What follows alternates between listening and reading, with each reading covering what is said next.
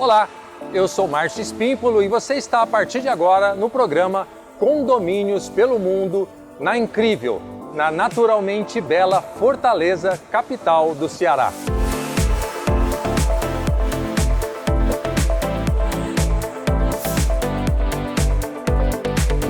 Neste episódio, nós vamos conectar você com muitos edifícios e condomínios da cidade de Fortaleza, em especial um que é muito grande e lida com a alta rotatividade das locações para a temporada por aplicativos.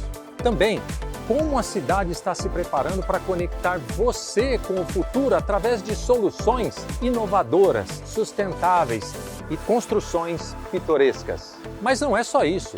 Desde 1726, Fortaleza transpira muita cultura, uma gastronomia de dar água na boca e atrações imperdíveis que você vai conferir aqui no programa. Então não saia daí, que é logo após a nossa vinheta.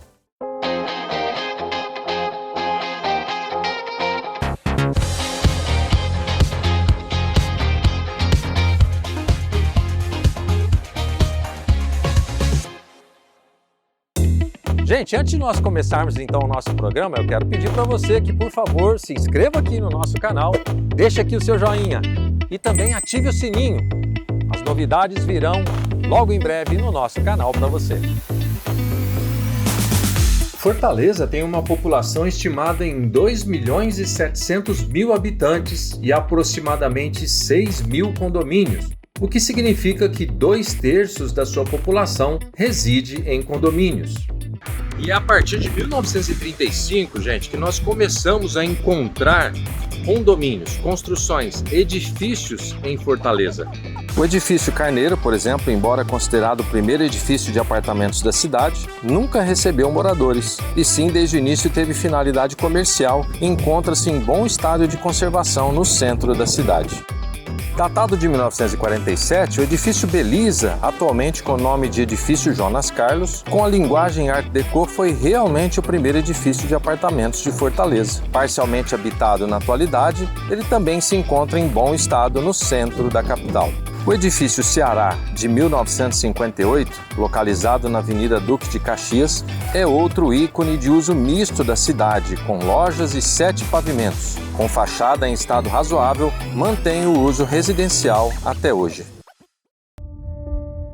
E ao falar dos históricos edifícios de Fortaleza, gente, não poderíamos deixar de mencionar o mais icônico deles. Não pela data de construção, mas pelo que já representou para a cidade, o edifício São Pedro, na famosa praia de Iracema, também chamado de Copacabana Palace da capital cearense. Fundado em 1951, é constituído de uma estrutura de concreto armado no formato de navio. A sua arquitetura foi inspirada nos hotéis de luxo de Miami, nos Estados Unidos. Na ocasião, eram 8 pavimentos e 4 elevadores. Embora ele havia sido pensado inicialmente para fins residenciais, no começo ele era ocupado na parte central pelo Iracema Plaza Hotel e nas laterais, sim, haviam moradores residenciais. Segundo relatos de proprietários, o prédio deixou de ser usado porque não conseguia, mesmo com modificações, se manter dentro das normas técnicas. E com as condições estruturais piorando e sem moradores e hóspedes, o prédio ficou suscetível a saques. Embora estivesse com tombamento provisório desde 2006, após muita discussão acerca da possibilidade de restauro, muitos peritos concluíram que o prédio não tinha mais condições de ser restaurado devido à sua antiga e frágil estrutura.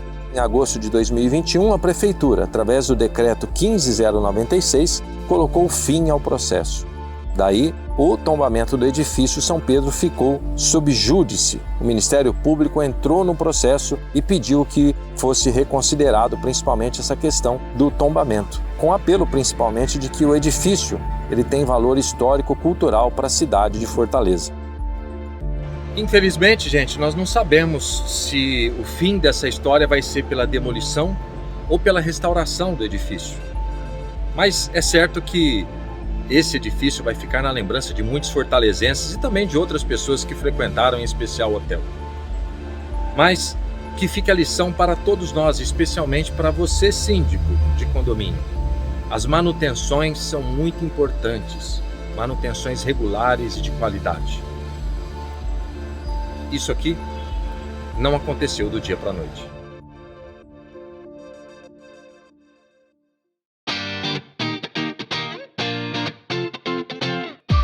Nós estamos aqui agora no Dragão do Mar. É um centro cultural fantástico, gente. Para o pessoal de Fortaleza, para você que é turista, que vai conhecer Fortaleza, você não pode deixar de vir nesse centro cultural, que nós temos planetário maravilhoso, teatro, nós temos cinema, nós temos muitas atrações aqui num só lugar para você. Uma biblioteca fantástica também anexa.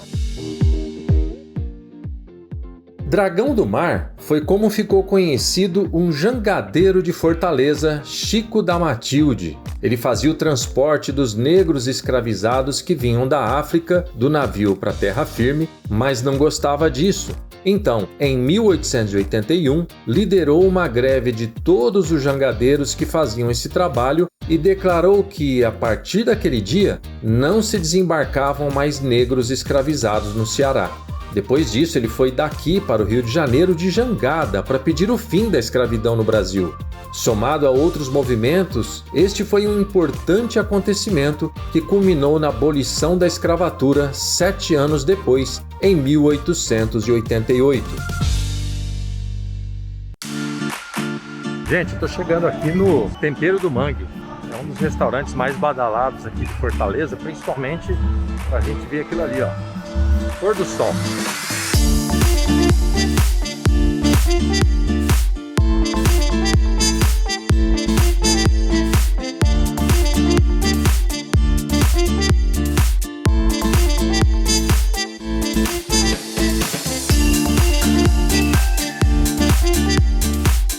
Eu estou aqui com a dona Giovana, que é proprietária do restaurante Tempero do Mangue. Como é que foi o começo desse restaurante? Conta pra gente.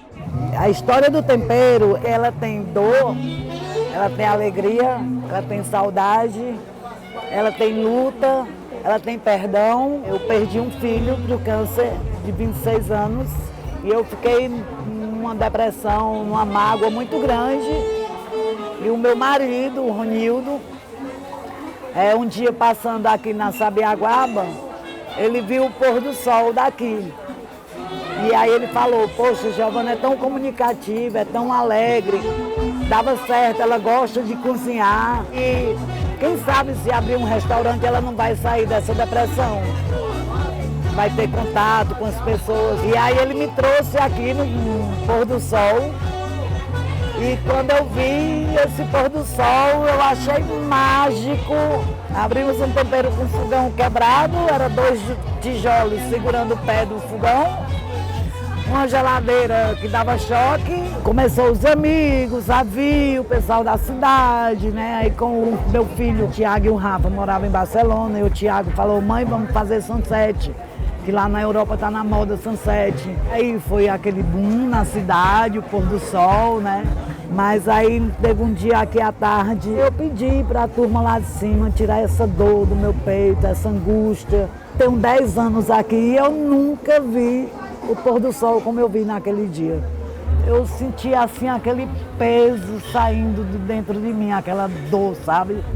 Aquela angústia. E aí o tempero começou a fluir mais ainda.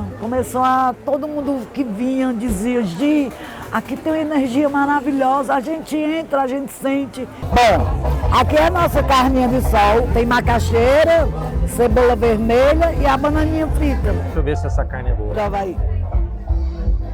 Essa carne de sol, ela não tem aquele sabor comum dela de salgada. Não tem, é bem no ponto. Que nós temos o nosso pastelzinho. Gente, olha, a carne aqui, a mesma carne de sol, delicioso. E aqui é o camarão tropical, que ele vem servido no abacaxi. O abacaxi, ele dá um tom diferente nesse camarão. Eu nunca tinha experimentado com abacaxi. É muito bom. Vocês vão ter que vir aqui para experimentar essas delícias. Assim? Conta pra gente então onde fica o Tempero do Mangue em Fortaleza. O Tempero do Mangue fica na Sabiaguaba, funciona sábado, domingo e feriados, de 11 da manhã até às 10, 11, às vezes meia-noite. Dona Giovana, muito obrigado por Obrigada a vocês. Domínios pelo mundo. E a gente espera assim que a senhora continue a ter muito sucesso, que a casa sempre progrida cada vez mais e que Em breve nos reencontremos. Se Deus quiser. Obrigada a vocês pela oportunidade. Vamos botar o tempero aí no mundo, que todo mundo seja muito bem acolhido, que venham pegar um pouquinho do nosso tempero aqui, tempero de energia, e mudar aí essas coisas aí, que tem muita coisa ruim nesse mundo, deixar para trás.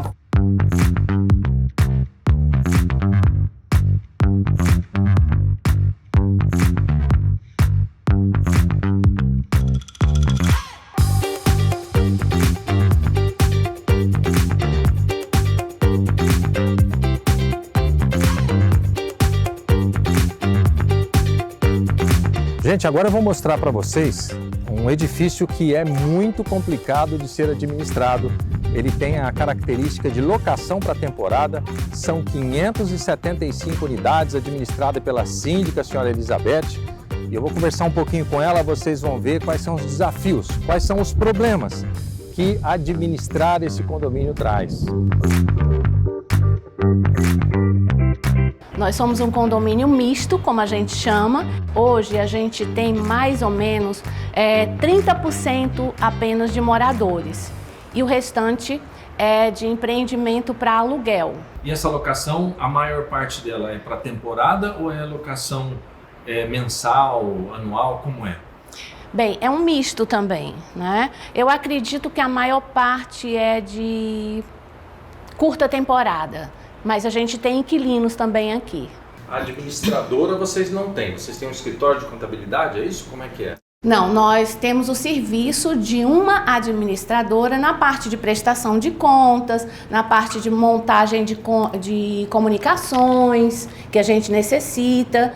A assessoria que a gente contrata de contabilidade, nós estamos também em parceria com a nossa assessoria jurídica, que não é ela, mas ela sempre tem esse comunicação. A assessoria jurídica é um contrato separado que vocês têm? Isso, nós temos um assessor jurídico que cuida das coisas complexas que nós temos, né, das nossas situações complexas e também da cobrança para os condôminos inadimplentes. Os nossos proprietários, investidores e administradores, que aqui nós temos administradores desses apartamentos, eles, além de colocar nas plataformas as principais regras, na hora que ele vai se hospedar, uma folha onde ele assina e ele leva esse papelzinho das principais regras aqui dentro do condomínio e ele assina, porque se houver alguma coisa ele disser, não, mas eu não sabia, não, eu sabia, está aqui sua assinatura. Todas as pessoas que estão aqui dentro desse condomínio, elas têm que ter o acesso digital, que é o que faz ela passar, né, em todos os ambientes do prédio. São 4 portarias, todas as portarias são 24 horas. E nós temos aqueles famosos 3 S's do Código Civil, e na sua convenção também tem, saúde, sossego e segurança. O que é que você pretende fazer para aprimorar esse processo de se respeitar esses 3 S's? A gente tem conseguido isso devagar, né?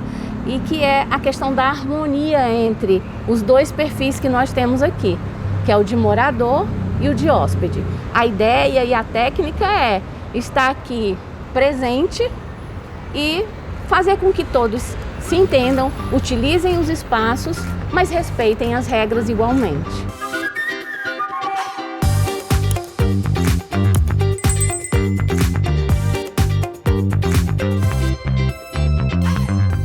Muito bem, nós estamos aqui então na Solier, no edifício LC Corporate Green Tower, com o Marcelo Serra. O Marcelo trabalha aqui na Solier e a Solier é uma empresa de energia, principalmente da parte, como nós vamos falar aqui, de condomínios, uma empresa que cede créditos para condomínios. Vamos ver como é que é isso, como é que funciona. E desde já quero avisar vocês que a gente está sem máscara, então estamos mantendo aqui o nosso distanciamento adequado, por isso estamos sem máscara, tá? Marcelo, muito obrigado por receber aqui Condomínios pelo Mundo. Como é que funciona essa energia, como é que ela chega até o condomínio? A Solier é uma empresa especialista em energias renováveis. O condomínio tem algum investimento? Existe algum custo para receber essa energia? A Solier traz, fazendo um investimento próprio dela, né, e aluga esse espaço e aí resolve alguns problemas com o condomínio, que a gente viu que deu muito certo. O primeiro é que não há nenhum tipo de investimento inicial.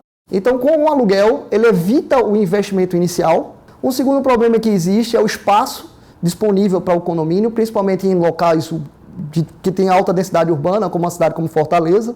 A operação e manutenção, que seria mais um problema para o condomínio, ele ter alguém disponível para poder fazer a operação e manutenção. A questão do transtorno em fazer uma obra dentro do condomínio. Ainda o menos importante, né, a gente acaba ajudando com a saúde do planeta, né? Então vocês têm uma fazenda com uma usina, né, com painéis, né, já instalados, previamente instalados. Como é que eles são montados? Como é que ele chega até a rede principal, no caso aqui em Fortaleza, no Ceará, Enel, né? Como é que chega até essa rede e depois, como é que o condomínio pode usar essa energia? Sim, então, a gente constrói as fazendas, ou as usinas solares, né? A gente coloca em um terreno próprio, dentro do estado, é colocado um relógio bidirecional. Ele não olha só o que você consome de energia, mas sim o que você injeta na rede, que a usina vai injetando e creditando. Esses créditos podem ser utilizados na unidade consumidora do condomínio. Então, o condomínio consome uma quantidade de quilowatt-hora, né? E esse quilowatt-hora pode ser abatido pelo que eu gerei na minha usina passada. E aí é pago através para a Solier num valor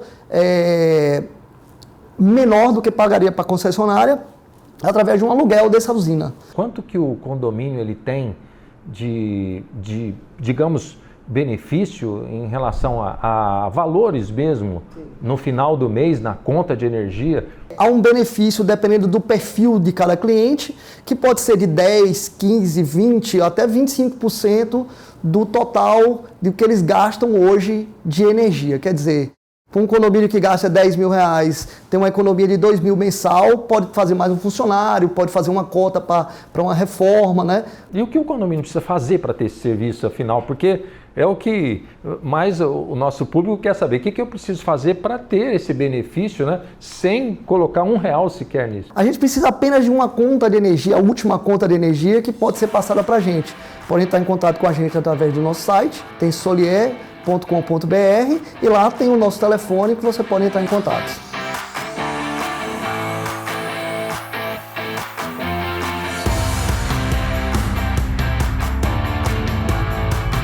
Fazer agora uma aventura de bug com o Átila. O Átila aqui é o melhor piloto dessas dunas. Vou deixar o contato deles para vocês aqui, porque é o melhor guia das dunas no bug, hein?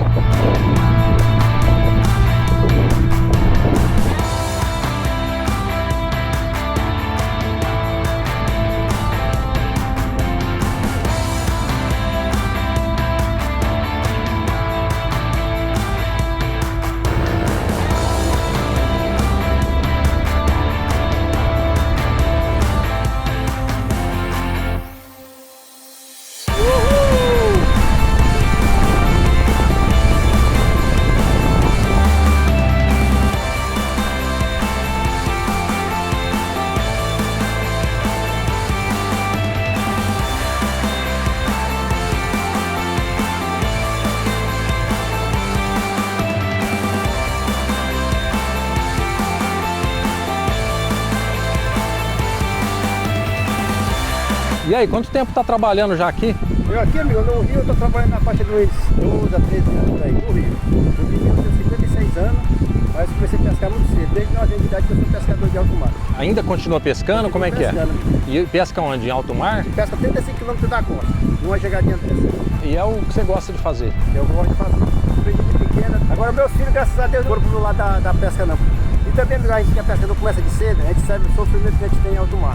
Para conseguir o pescado, o sustento da família.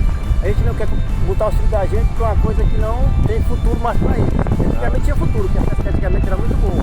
E era bem produtiva. Hoje em dia que está a exploração industrial, destruiu bastante pesca nossa. Muito turista aqui ultimamente? Muito turista, bastante turista.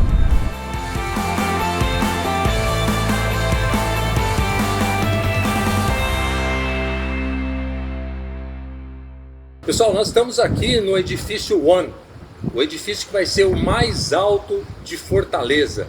Olha só, são 50 andares, estou aqui com o engenheiro Dimitri, ele é o responsável por essa obra. Fala pra gente como é que será o empreendimento, né? As áreas comuns, o que é que ele tem de diferencial além de ser o maior de Fortaleza? O nosso empreendimento aqui do condomínio One, ele tem 50 andares, tá? Ele tem uma altura total, um comprimento total de 165 metros. E uma das coisas diferenciais que nós estamos planejando aqui é a nossa fachada ventilada. Nós queremos tirar aquela fachada aderida hoje, que é muito comum nos empreendimentos, e queremos adotar a nossa fachada ventilada através de ACM. E a gente encontrou um tipo de ACM que ele tem uma proteção contra a salinidade. E através disso também existe uma pintura feita no alumínio, como se fosse uma pintura automotiva disso, em que é feito na Holanda esse material, essa pintura, e ele consegue nos dar uma garantia de 20 anos, mesmo o nosso empreendimento sendo à beira do mar, como a gente está aqui mostrando para os nossos visitantes, né? A gente andou bastante aqui nos prédios, a gente viu a deterioração, em parte por conta da alta salinidade, né, que o Dimitri disse, mas também em parte pela falta de manutenção adequada.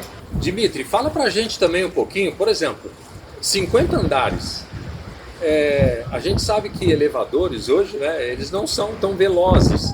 Como é que vocês pensaram nisso? Quem, por exemplo, estiver morando na cobertura, no 50º andar, em quanto tempo ele vai, a hora que ele apertar o botãozinho lá no térreo ou na garagem, no subsolo, para chegar até o 50º andar? Márcio, isso é uma pergunta muito interessante, porque e os clientes nos fazem muito. Como é que eu vou comprar um empreendimento tão alto? Quanto tempo vou chegar? Mas isso é uma preocupação que a gente teve desde o início. Então a gente está contratando os elevadores já com uma velocidade de 4 metros por segundo. Tá? O que isso quer dizer? Que o cliente que chegar lá na sua garagem, ele vai demorar 40 segundos para percorrer da sua garagem até o último pavimento. Tá? E são 2 elevadores sociais que nós temos para poder exatamente melhorar o fluxo dos nossos clientes.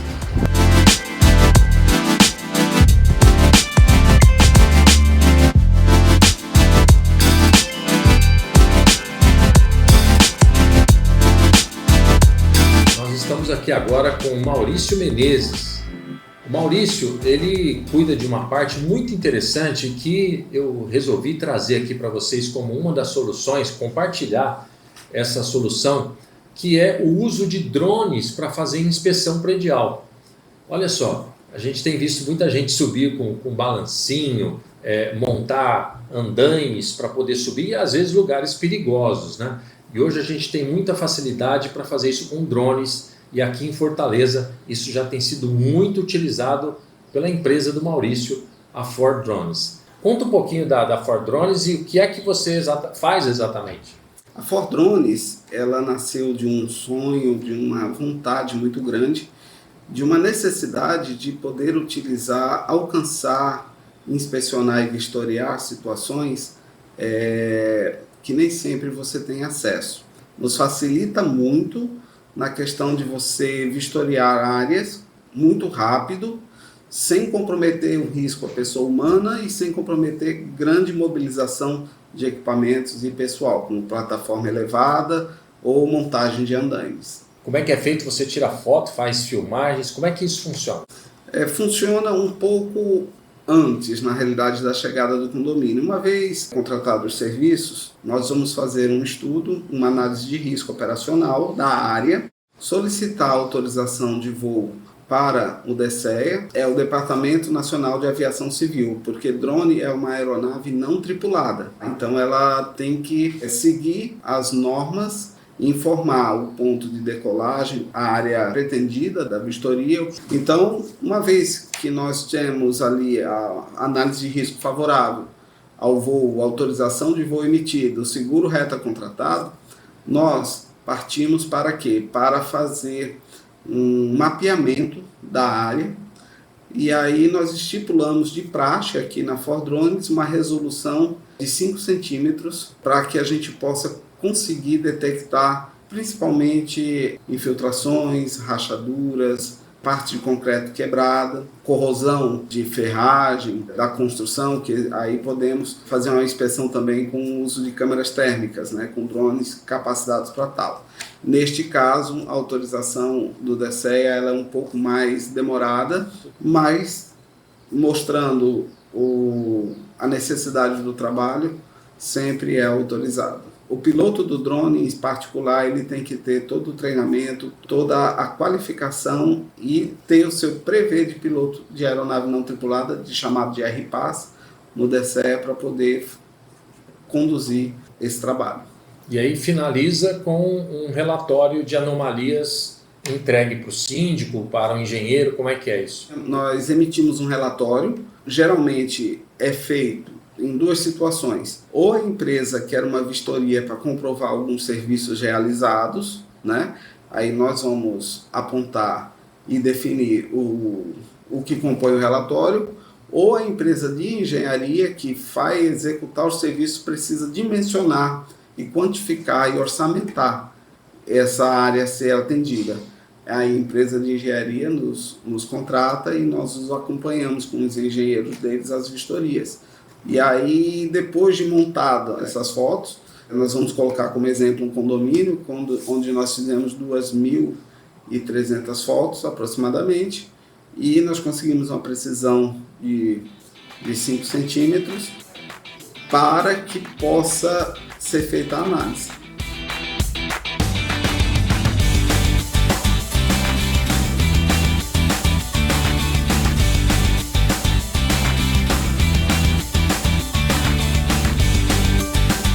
Estamos aqui com o Edivaldo.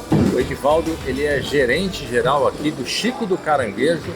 Nós estamos na unidade da Praia do Futuro e vocês já estão vendo aqui, olha, temos aqui já a especialidade da casa.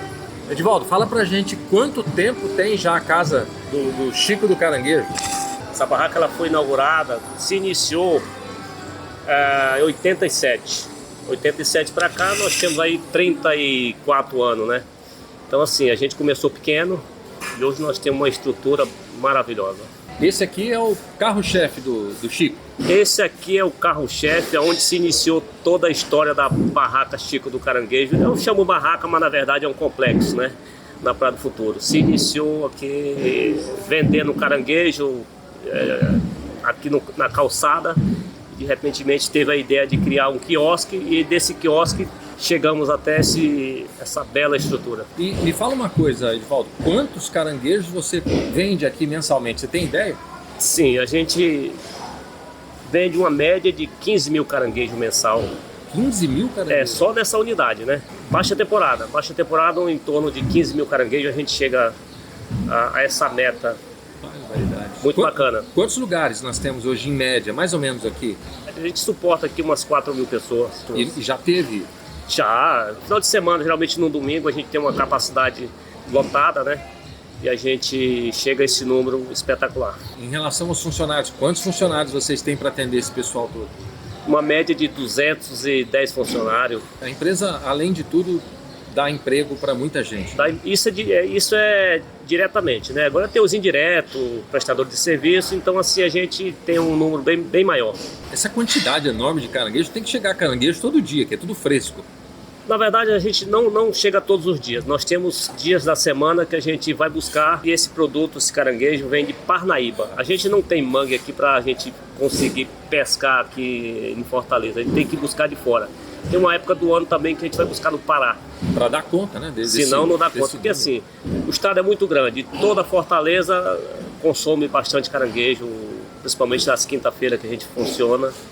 E é tradição já aqui na Praia do Futuro. E então agora, gente, eu quero aprender a comer esse negócio aqui, porque ele não tem aquela linda aparência, né? Mas é gostoso. É gostoso. É gostoso. Vamos lá então, explica para mim como é que a gente come. Na verdade ele chega nesse formato aqui na mesa. Vou pegar aqui um, ó.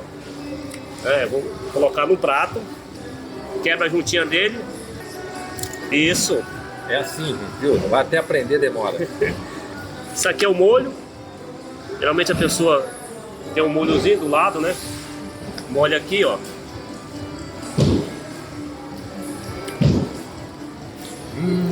Isso aqui é pra... bem temperadinho.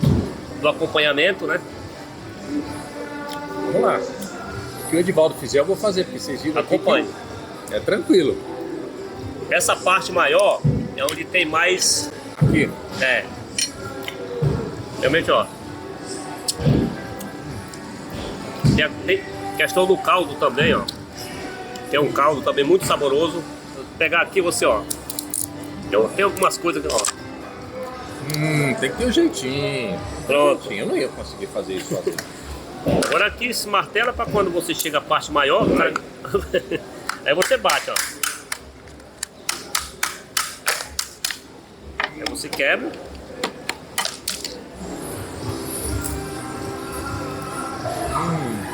Muito bom, viu? Ô, gente, então não tem desculpa para não vir no Chico do Caranguejo. É um parque, na verdade, aqui, que eu percebi, tem lugar para as crianças ficarem, piscina. Ficou um lugar muito aconchegante mesmo.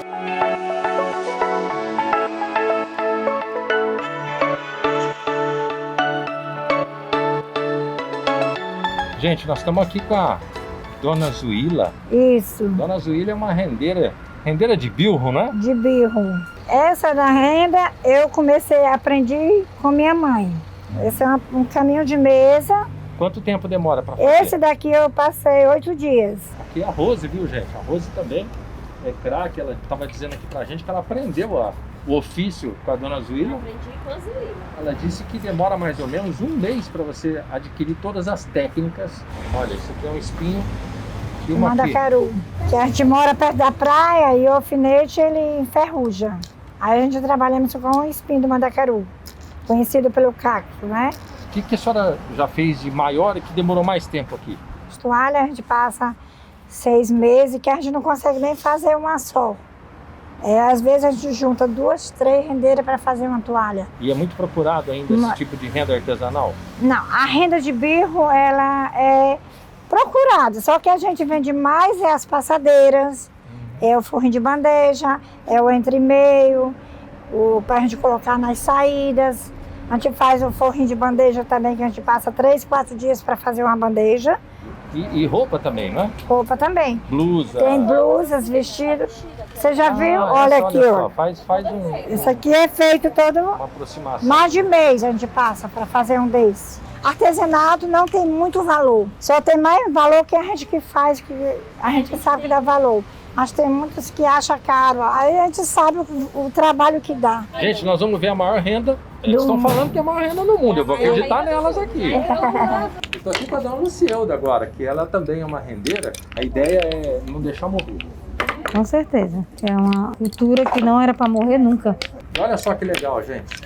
Adriano, mostra aqui pra gente, olha. No dia 25 de 1 de 2006, foi iniciado aqui nesse complexo artesanal, que é onde nós estamos, Complexo Artesanal de Aquirás, a renda da grega. Qual que é o intuito disso? O que vocês estão fazendo aqui, Dona Lucielda? Conta pra gente. A gente está fazendo a maior renda do mundo. Hoje ela está com 1.780 metros. E a nossa meta é fazer 2.000 metros para entrar no Guinness Book. Como é que é o revezamento para fazer essa renda? Fica meia hora, 20 minutos, aí cansou, vem outra. Só que eu, de manhã, na parte da manhã, eu fico mais tempo que eu fico nessa mesinha aí, vendendo os nossos produtos. Ou seja, a renda por metro, toalhinha de bandeja, palas, caminho de mesa, entendeu? E em quanto tempo, mais ou menos, vocês acham que vão chegar nesses 2.000 metros? Provavelmente no final de 2022.